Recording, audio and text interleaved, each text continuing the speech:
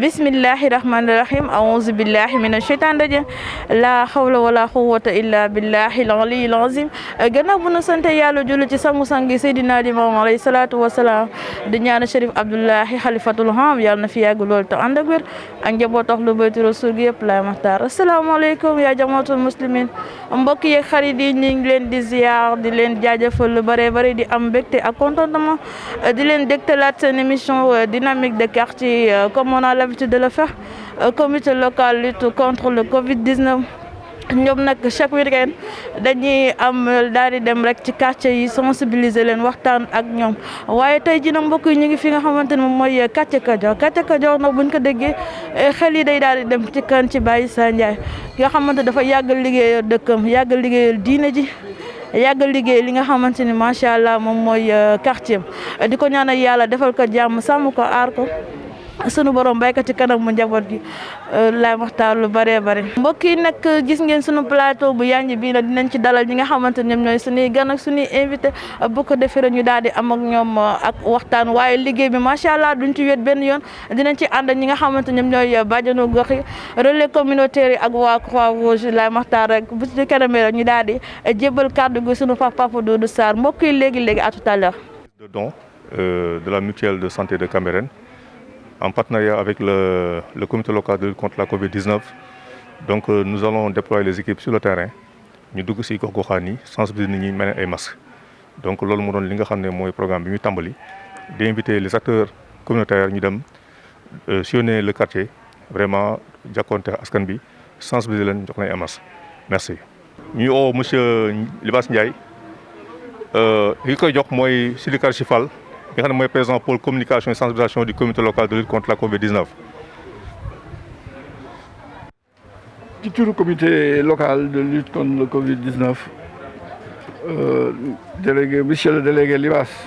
ñu ngi leen di remettre lot bi ci turu comité bi yëpp te le maire jiite ko ak ñi nga xamante ni ñoom la àndal di liggéey barewul nag mais geste bu symbolique la rek pour que quartier bi bokk ci quartier yi nga xamante ni ñuy xeexe mbas mi quartier bi bokk ci quartier bi ko gën a xeex loolu la ñu leen di ñaanal bu ngeen ko defee rek dina baax en tout cas ñu ngi kontaan bu baax ci dalal bi ngeen ñu dalal di leen gërëm di leen sant di def lii nag ci xeex mi pour quartier Kayor jërëjëf. jërëjëf président. ñu ngi leen di gërëm di leen sant di leen dalal encore une fois parce que yéen ñi jógee feneen ñëw quartier Kayor jàppale leen ci xeexu mbas mi ñun amuñu lenn lu ñuy def lu leen di leen gërëm di leen sant ba pare di leen encouragé rek parce que yéen li ngeen di liggéey ñu bëri war nañ ko def defuñu ko yéen ñi am fay daw di ko def yal na leen yàlla ak Baye Laye si di fay seen taxawaay ci dëkk bi lay wax waxuma quartier bi sax mais ci dëkk bi gis nañ ko dañ leen di encouragé di leen wax ni ñun ñu ngi ànd ak yéen ci seen liggéey fu leen nekk ñu nga fa fu leen nekkul tamit ñun ñu nga fa incha allah rabbi jërë ngeen jëf. Merci beaucoup. En fait ñu ngi procéder ci deuxième remise de matériel de protection bi nga xam ne toujours mutuelle de santé de Cambérène moo koy jox Khadja Sow mu yor groupement ki koy jox nag mooy la présidente madame Diop Ngoy Ba. salaamaaleykum ñoo ngi nuyu ñëpp di kontaan vraiment ci teewaay biñ teew Kajoor nii di nuyu ñëpp may wax ci turu mutuelle de santé bi tey ñuy jox présidente regroupement yi don bi nga xamante ni moom la mutuelle de santé bi indi pour dimbale leen ko ñoo ngi ñaan feebar bi yal na fi jóg te li ñu mbébét ba leen koy jox ni ñu sensibiliser nit ñi wax leen bu baax ñu sensibiliser di takk masque di raxasu di laal gel ndax feebar bi jóge fi te ñu waxaale ci mutuelle de santé bi nit ñi ñëw am nañu adhéré woon ba tey complété wu nu seen cotisation ñoo ngi leen naan ñoom it ñu ñëw complété seen cotisation merci beaucoup Doudou ñooy rafetlu yéen ñëpp waa comité bi seen taxawaay merci. mbokk yeeg xarit yi ñu ngi leen di delluwaat di leen nuyuwaat lu bare bari comme ni leen ko waxoon tout à l'heure rek ñu ngi nii ci sunu plateau bu yanj bi daat fi dale ki nga xamante ni ne moom moo ne tudd Aminata Sarr moom nag membre la ci PCA mutuelle de santé bu Cambérène Amina ñu ngi lay nuyu di la jaajëfal lu bare bari. maa ngi leen di nuyu bu baax di leen jaajëfal yéen tamit di jiital nuyoo bi Chérif Abdoulaye Thiaw Laye di ko ñaanal mu yàgg fi lool te wër di ak axlu bayti bi yëpp mënuma ñëw fii nag te duma wax ci Cheikh Mbacké Laye mi nga xam ni fii la dëkk soriwul di ko nuyu di ko ziar di nuyu aussi di ziar Baye Issa Ndiaye moom tamit liggéey bu rafet lay def ci quartier bi nekk mag ci quartier bi maa ngi koy nuyu di ko ziar di ko ñaanal fan bu gudd bu ànd ak wér di nuyu aussi ñëpp di nuyu bàjjenu gox yi fi teew relais communautaire yi comité conseil quartier bi di nuyu ñeen ñëpp maa ngi leen di nuyu di leen gërëm di leen sant bu baax. Amina ñu ngi lay fay lu bare bari Amina mën nga ñëw rek ci tënk nga wax ni li nga xam ne moom nga jàngatee mbas mi. mbas mi de maa ngi ñaan d'abord yàlla gaaw ko fi jële ñi ci ñàkk seen bakken yàlla xare leen àjjana firdawsi ñi nga xamee ni da leen dal tamit yàlla wëral leen di wax ni moment bi du moment baisser les bras parce que cas yi mi ngi yokku te nit ñi war nañ gën a ak appliquer les mesures barrières benn muy le port de masque c'est une obligation ñaareel ba nekk distanciation bi après aussi le lavage des mains bu dee fi nga toog wala côté bi nga nekk lavage des mains yombu la nga daal di utiliser gel hydroalcoolique te loolu daal laa xam nañ gën a jàpp ci mesure barrières yi ndax yàlla gaaw ko fi jële jàngoro ji. Amina vu bien que ni yow ci PCA nga bokk ci mutuelle de santé lan ngay gën ban message moom ngay bàyyeeg askan bi pour bu ko defee ñu mën a fagaro bu baax a baax. man damay wax ni mutuelle de santé de Cambérène mi ngi fi depuis 2015 te ba léegi am na ñu nga xam ne adhéré woon nañ depuis 2015 mais ñëwuñu cotiser seeni carnet mi ngi ci mutuelle bi ba léegi ñëwuñu cotiser te cotisation bi 3500 la at bi yëpp. boo feebaree mutuelle bi moo lay faj benn 3500 ngay cotiser beneen 3500 bi état bi moo la koy cotiser te heure boo feebaree boo ñëwee ñu ci mutuelle bi ñu bindal la lettre nga dem faju mutuelle bi ay njariñ dong la am te ku feebar faju loolu moo gën a jafe ci àddina bi te mutuelle dala koy yombalal yow bi ticket bu nga xam ne day jar 2000 francs par exemple ñu ñëw ni la 200 rek ngay fay tey ji boo amee ordonnance 1/5 bi ngay fay comme par exemple bu nekkoon 10 000 francs yow benn 2000 francs rek nga ciy fay hospitalisation mutuelle bi da koy jël même au niveau boo toppee pyramide sanitaire bi bis boo waree dem hôpital dañ la fay yóbbu tamit di la ko fayal valeur de 80% kon xam nga ne mutuelle bi njariñ dong la mais li problème bi mooy nit ñi am nañu adhéré ñëwuñu cotiser am na ñoo xam ne tamit cotiser nañ benn année prochaine ba ñu war a renouveler waat seen i cotisation cotiser wuñ man nag jafee appel à tout le monde ñëpp nañ ñëw mutuelle Cambérène la te feebar faju moo gën a jafe ñu ñëw cotiser adhéré cotiser ndax mutuelle bi jëm kanam ba pare ñoom ku ci feebar faju te mu num la ko gën a yombalee doo ci dépenser dara doo ko sax yëg presque dañ la koy may loolu daal maa ngi koy def appel nit ñi ñëw de xam leen ni mutuelle bi mi ngi situé wu ci mairie Cambérène bi boo yéegee escalier yi rek moom ngay jàkkaarloo gérante bi mu nga fa 24 heures sur 24 téléphone am du fay matin bi ak après midi bi yëpp mu nga fa nañ ñëw ñëpp ñëw adhéré. maanaam su ma la déggee da nga ni mutuelle bi moom daf fi nekkal pour askan bi baax a baax te nga wax ñu rek nga sensibiliser wala askan bi. waaw maa ngi wax askanu Cambérène bi yëpp d'abord di leen wax ni man Aminata Sarr trésorière bu mutuelle de santé bi sama njiit nekk Mayib Diène di wax na ngeen ñëw adhéré ci mutuelle bi di wax nag mutuelle bi amul lu nga xamee ni ñi bénéficié wu ñu ngi ñëw di faju te nu mu leen ko gën a yombale ku nekk xam na ni Sénégal loxo yu bëri jotul ginnaaw léegi li nga xamee ni dalay yombalal sa faju da ngay faju doo ko yëg te yàlla tere bu feebar bi demee ba nga war a hospitaliser sa même bu dee da nga war a def dañ la war a opérer loolu yëpp dañ la koy jëlal loolu gisuma lu tax nit waru ci mën a ñëw. maanaam da lay jël en charge. da lay jël en charge tey jii nii ku war a déjà jigéen ju ci nekk boo sa accouchement c'est gratuit say ordonnance dañ la koy wàññil sa frais yi nga war a def yëpp frais d'accouchement bi yëpp mutuelle bi day jël da koy prendre en charge 80% même au niveau départemental bu dee da nga war a soxla hôpital yi nekk Dakar ay Dantec ak principal yëpp da nga koy mën a da nga fay mën a dem te doo fay lu dul ci 80% mutuelle bi moo koy jël yow 20% bi rek ngay fay loolu xam nga ni loolu may la presque parce que am na sax yu ordonnance yu nga xam ne dañ naan dañ la koy may presque kon nag lu nga xam ne dañ la koy may presque tey feebar faju moo gën a jafe ñu ne la kaay bokk ci ndax ngay mën di faju te atum yàlla dang 23500 boo feebaree faju loolu gisuma lu ko gën a yomb. Amina ñu ngi lay jaajëfal kàddu yi rafet na macha allah yaakaar naa li ko dégg rek dinañ ci jariñoo bu baax. ok maa ngi leen di gërëm bu baax di leen sant yéen ñoo ñëpp. mbokki xarit yi ñu ngi toog ak maman Khady Correa moom nag moom moo nekk présidente bàjjenu gox gi moom moo ñu ngi lay nuyu di la wax salaamaaleykum wa rahmatullah. waaw ñoo ngi lay fay Fatilay di leen sargal di leen tatagal di leen dalal jàmm waaw. merci beaucoup maman yow gis nañ ni yow quartier Kayor yow fii sa diwaan la fi nga dëkk te gis nañ ne tamit yow yaa nekk présidente des bàjjenu gox tey ji yéen seen liggéey lan la seen taxawaay ak ban message rek ngeen mën a ñaaxee askan bi bu ko defee ngeen gën a mën a sensibiliser bu baax a baax. waa jërëjëf loolu moom dañ ciy sawar ndax ku wax bàjjenu gox wax sensibilisation kon ñun avant corona sax fekkoon nañu ñuy sensibiliser. nekk ak jigéen ñi xale yu ndaw yi lépp ndax ñun suñu formation si loolu lañ ko accès waaw léegi nag corona bi bu mu ñëwee dañ ko gën a accéléré gën ko yokk nag am si beneen taxawaay dañ ci am beneen taxawaay boo xamante ne bi ñu ngi ànd ak comité local bi di liggéey ak ñoom nag liggéey bu am solo depuis ñu ko taxawalee si koor gi ba tey wooñu ñu ngi ànd ak ñoom di ci dox nag ci 0 franc tamit loolu dañ koy leeral ndax xam nga Sénégal moom dañoo gaaw si sonn nañu ci dara mais ñun ku wax bàjjenu gox day wax bénévolat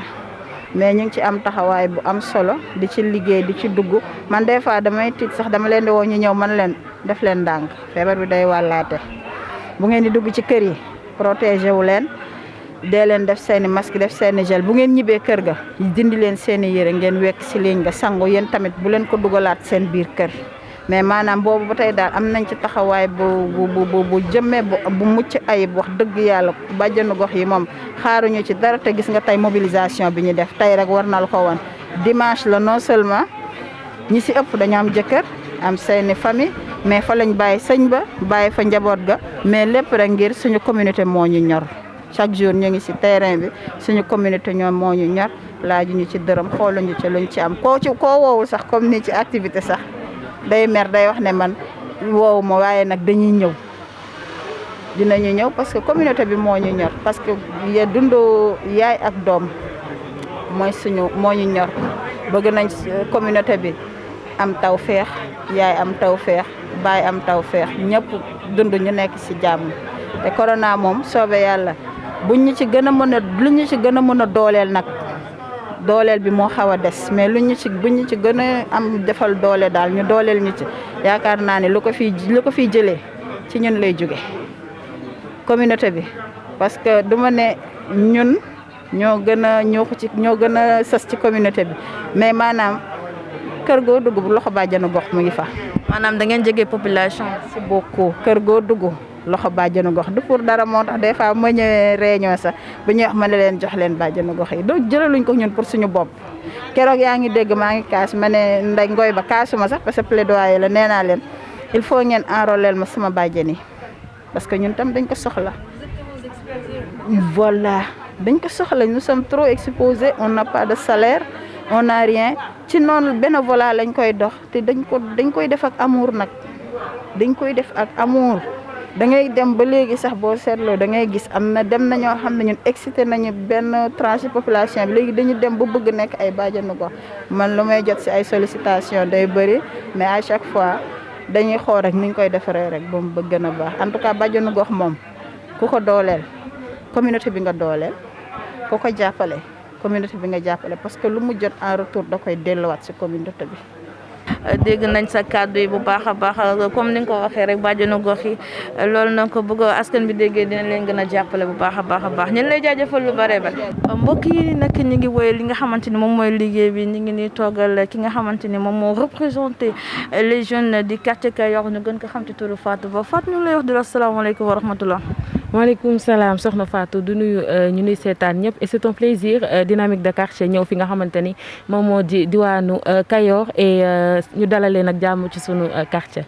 merci beaucoup ci dalal bi ngeen ñu dalal Fatou yéen gis nañ ni yéen ngeen nekk jeune quartier bi tey jii yéen lan mooy seen taxawaay ci quartier bi. Voilà, taxawaayu citoyen bu modèle parce que étant donné que nous sommes des jeunes et nous sommes les leaders de demain, il est important à ce que ñu am benn taxawaay bu remarquable bu ñuy taxaw à l'égard de la société ou bien à l'égard de notre quartier, raison pour laquelle pas mal de choses yi nga xamante ne ñun dañu koy def fii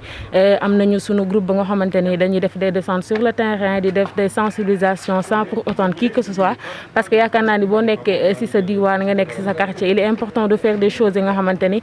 dina tax keneen ku la gis wala ñi nga xamante ni nekkuñu ci sur la bonne voie ñu jéem leen indi recadrer leen ba sunu quartier mën a jëm si kanam ndax doon ay xale du la teree def la nga xamante ni mooy yëf yu responsable wala yëfu leadership. d'accord madame su ma la déggee yéen seen liggéey xaaroo leen ci ma Samba xaaroo leen ci ma Demba. si xaaruñu si kenn parce que comme ni nga xamante ni noonu la ko sunu délégué de quartier waxee woon donc ñun dañuy def chaque dimanche di wàcc sur le terrain di xool lu anormal ñu daal di koy jéem a recadrer wala gis les jeunes yi nga xamante ni ils peuvent nous épauler wala ils peuvent venir renforcer notre équipe ñu def une sensibilisation surtout ak feebar bi nga xamante ni mu di coronavirus ndax ñun xale yi am nañ ci benn rôle bu important bu nga xamante ni war nañ ko mën a jouer pour bañ a gàllankoor sunu ay yaay wala sunu ay papa ndax ñun mën nañoo gàddu feebar bi dem ak ñoom indi ko sunu biir kër yi wala sunu ay wéjur donc raison pour laquelle tout le temps dañuy dox ci côté sensibilisation pour permettre à la population ñu gën a xam dayo feebar bi ak éviter li nga xamante ni moom moo di la propagation du virus. Demo lan ngay wax jeunes yi nga xamante ni ñoom ñu ngi dem tey jii ci plage yi te boo xoolee jeunes yi ñoom ñooy génn ñoom ñooy dem indi ji feebar ñëw indi wàcc seen biir kër te boobaa mag ñeeg xale yeeg ndaw yi ñëpp dañ ci am gàllankoor. waaw juste di leen wax ni rek ñu conscient parce que d'abord bu ñu conscient wee que ni feebar bi existe na et qu'on essaie de respecter pour ne pas dire qu'on essaie sax mais on essaie de respecter li nga xamante ni mu di les gestes barrières protéger suñu bopp protéger suñu environnement et aussi dem géej bi yaakaar naa ni buñ ñu ko teree c'est juste éviter rassemblement yi nga xamante ni bokk na ci gestes barrières yi donc buñ ko faralaatee dinañ moytu dem géej beeg yu mel ni ay dajaloo donc di wax jeunes yi rek nañu gën a conscience ci feebar yi encore une fois di respecter les consignes ci ñi nga xamante ni ñoo ëmb wàllu santé ñi nga xamante ni vraiment seen xel dafa màcc ci wàllu woowu le ñu éviter loolu donc sensibilisation bi ma leen jox juste mooy soyons conscients. Merci beaucoup di leen remercier le fait que de vous déplacer et venir faire une sensibilisation à l'égard de notre quartier ou bien de la jeunesse en général de notre quartier et di ñaan rek feebar bi vraiment mu gaaw fee jóge ba ku nekk vaquer ci sa ay préoccupations et di ñaan yàlla encore une fois yàlla na borom bi saafara lépp ci barke Seydina Mohamed et merci beaucoup. mbokk yi gannaaw bu ñu paree ci représentant des jeunes ñu ngi ne ak délégué de quartier Kayor ñu gën ci xam ci Papa Libaas Ndiaye Papa Libaas ñu ngi lay nuyu di la asalaamaaleykum wa rahmatullah. waaw maa ngi leen di fay di leen gërëm te di leen dalal encore ci quartier Kayor ak si leen ak jàmm.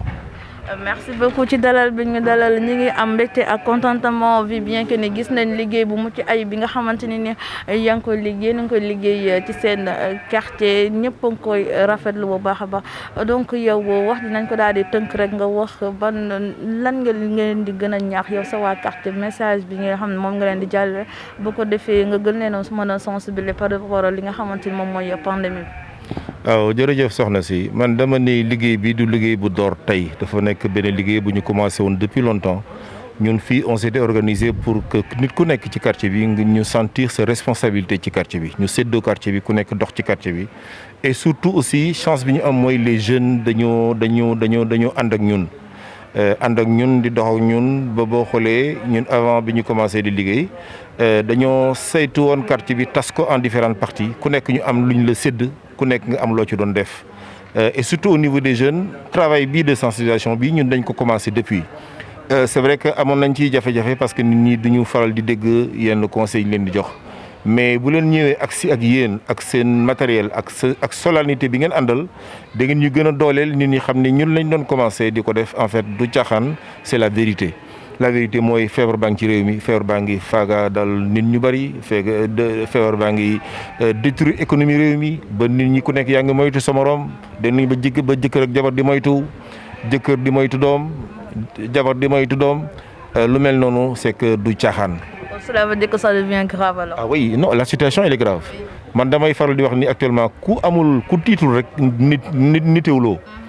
parce que la situation elle est à un niveau tel que économie mondiale dafa jaxasoo relation mondiale dafa jaxasoo relation familiale dafa jaxasoo lu mel noonu bu xewee ku nekk da nga naan da ngay dal tuuti jël recul ni lii nan laa ciy sauver woo man mi nan laay sauver sama morom sauver sa bopp. Et je dis il est temps que nit ñi am conscience que caaxaan du fi génn feebar bi conscientisation ak prise de conscience bu rëy mooy tax mu jóge fi ñëpp àndandoo delluwaat ci yu neex yi ñu nekkoon. parce que situation ba ñu nekkoon insuffisance ba ñu nekkoon ku nekk nam nga ko alors adduna loo gis dafa am prix bi mooy ñu saytuwaat la ñuy def xool fan la ñuy jaar ba loolu ñu am ko tant que defuñu effort boobu duñu delluwaat ci lu neex la ñu nekkoon. On était à quelques mois à Saint-Maur, on en est à 100 et quelques. Et c'est de grandes personnalités qui ont des moyens, qui ont tout ce qu'il faut, am dîner, am tout le nécessaire qui s'en vont. À ce moment-là, des citoyens lambda comme nous. Donc, nous avons farlouat encore qui mesure leen di jox. Et li gëna metti encore mooy feebar bi li koy amul lu koy faj pour l'instant. Il y a pas de médicaments. Qu'est-ce qu'on te demande, c'est des mesures de prévention. Mais ku nekk war nga xam ne lii sa njëriñ la nga def ko. ku ko def ñun ñëpp ñu sauvé wu bu ko gars yi négligé wu on va tous périr. waaw man daal vraiment c'est le cri que je lance, c'est un cri de cœur que je lance, que je relance encore, que nit ñi nañoo gën a nitewaat ku bëgg a préserver sa bopp da ngay gën a nitewaat ci mesures yi nga xam ne moom la ñuy jox ku ko toppatoo ku ko suivre yàlla mën nañu suturaal ci yi.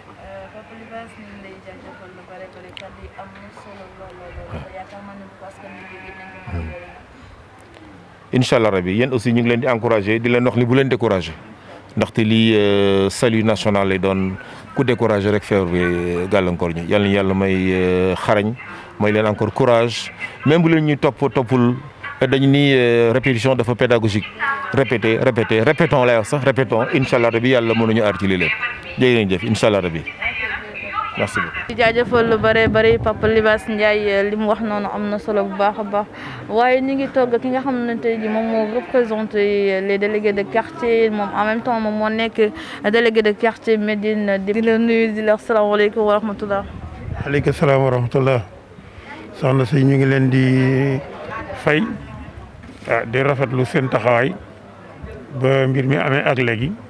daje na ak yéen ci réunion yu bëri daje na ak yéen ci. sensibilisation yi bari ngeen def ci quartier bi waaye macha allah seen taxawaay rafet na yal na yàlla jubal sunuy mbir jubal seeni mbir. waaw bisimilah message bi tey bi fi ñu toll ci activité bi dafay mel ni tey la mbas mi commencé ci man parce que fi ñu jëkk jaar yëpp doon nañu sensibiliser nit ñi mais dafay mel ni nit ñi yëguñu ne feebar am na c'est extrêmement grave man li ma ciy jëkk wax d'abord c'est la jeunesse. parce que géej gi boo fa demee ci kanam tuuti wala sax commencé na actuellement seeram dafay daw mu wóor la ni ak feebar bi fi mu toll koo gëmulam tam léegi war nga ko mën a gëm ndax nit ñi ñu ngi def seen témoignage bopp à travers les réseaux sociaux à travers tout di wane ne li ngeen doon laam-laamee am na man daal na ma pare am na ñuy wane ni man daal na ma dem naa jam ñaajo dem naa fii dem naa fële kon c'est une réalité palpable yoo xam ne léegi bu njëkk dañ naan gis ñu ku mu dal wala dañuy wax mais léegi nit ñi ñu ngi témoigner seen bopp di wane li ñuy wax am na kon nag ñu war a mën a def attention bu baax attention bi li may sensibilisation li may commencer à travers les jeunes de Cambérène bu ñu yaakaar ne état daf leen ragal bu ñu yaakaar ne police mënul ci ñoom dara police mën na ci ñoom dara état mën na ci ñoom dara bu ñu yéexee cër ab dëkk nag ñu dëkk ci dëkk bi dañuy jox seen bopp cër. loolu laay wax ci côté géej gi parce que plage yi ne fii yëpp de Malika ba Yoff permettre ñu kenn ñu fay sangoo kon bu ñu yaakaaree ni Cambérène rek moo war di sangu ak di def lu ko neex booba ñu ngi ci erreur bu ñu ko defee ndam wala ñu def ko kiitam erreur la ñu nekk.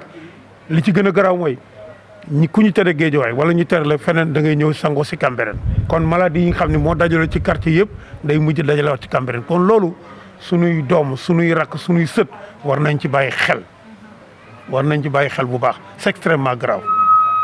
côté boobu nañ ci góorgóorlu xam ni lii ñuy wax du ay caaxaan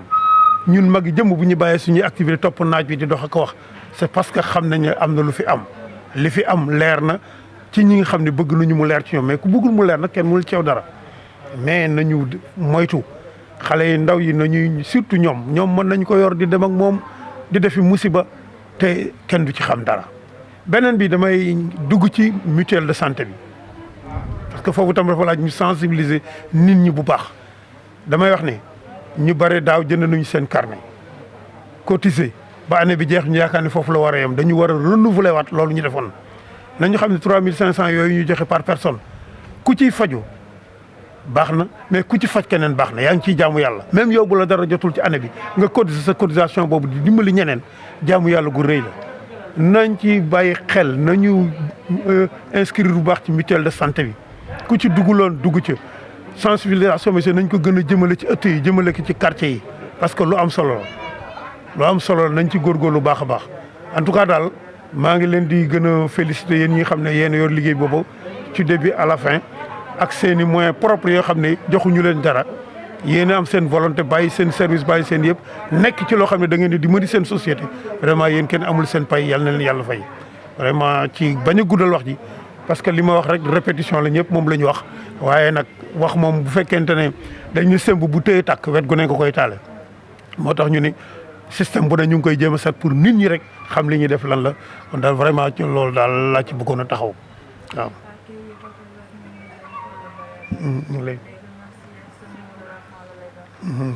mot de la fin daal mooy gën a ñaaxaat rek suñuy ndaw